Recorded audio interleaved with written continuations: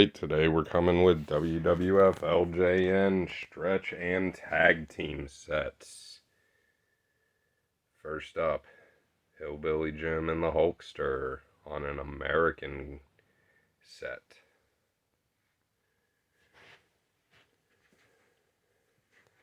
The Iron Sheik and Nikolai. Dream Team, Brutus and Greg the Hammer.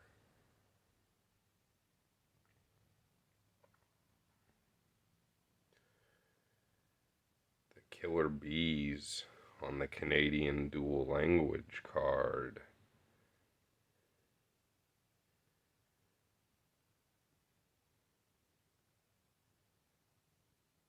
And believe me, it kills me Rick Martel has not signed that. Come on, Barry, let's work some magic, brother. The most valuable of the LJN sets, the Heart Foundation, signed by both Brett and Jim in their trademark pink.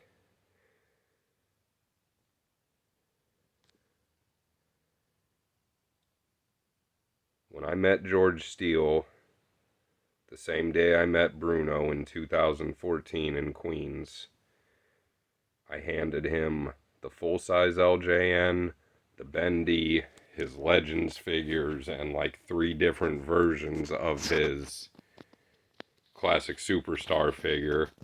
And as he's signing them, he looked up at me and said, "Where's the stretch?"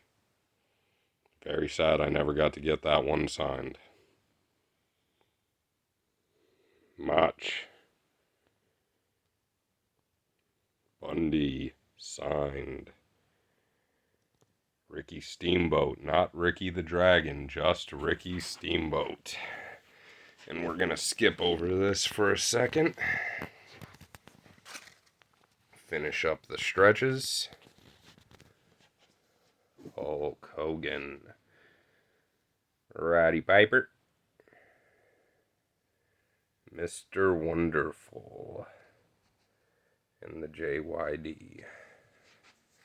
Now what we have here is a Bushwhackers Tag Team set prototype.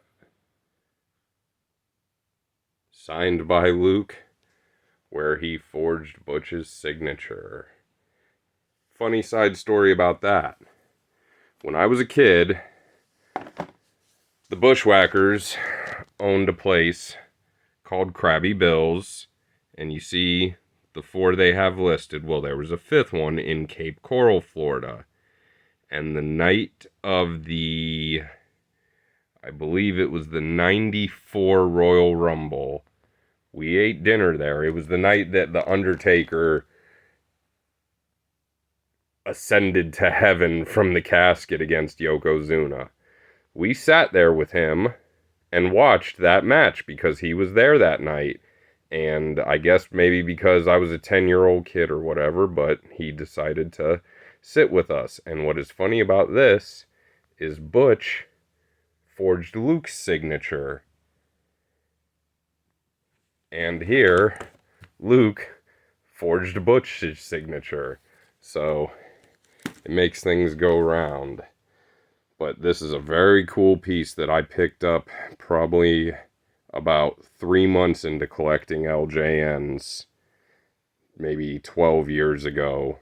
And I knew it was a big piece, and I knew, being a big, long-time Bushwhackers fan, that I better jump on it.